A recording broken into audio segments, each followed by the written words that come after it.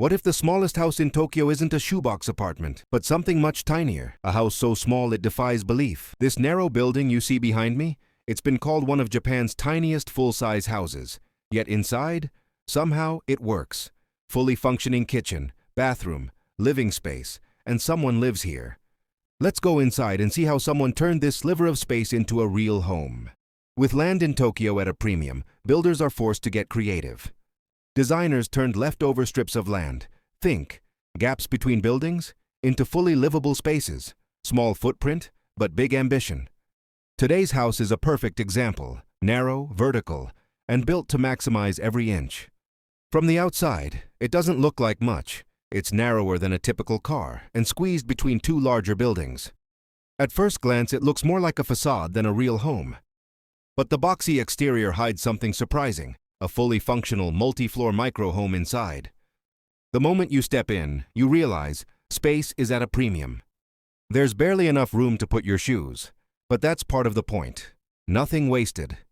In many Japanese micro-homes, the entryway, genken, is minimal. It's compact, functional, and leads you immediately up or in. Here, every bit of space is optimized. This is the main living floor, which also doubles as the bedroom, lounge, and work area.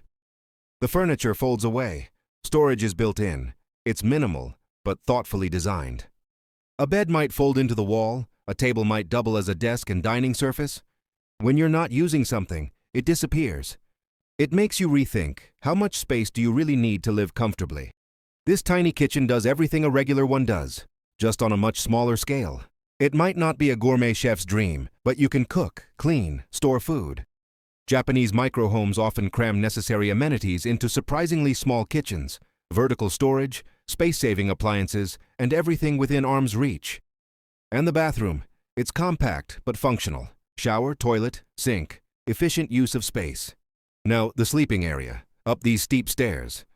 It's cozy, low ceiling, not a lot of space, but tucked away, private, quiet. A lofted sleeping space is common in tiny house designs. You give up headroom, but gain floor space. It's not luxurious, but it works. And for many, that's enough. So who chooses to live like this? Usually, people who want to stay close to the city, don't need much space, and value efficiency over size.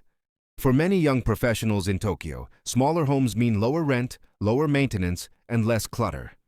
It's not a sacrifice, it's a lifestyle choice, compact, intentional living.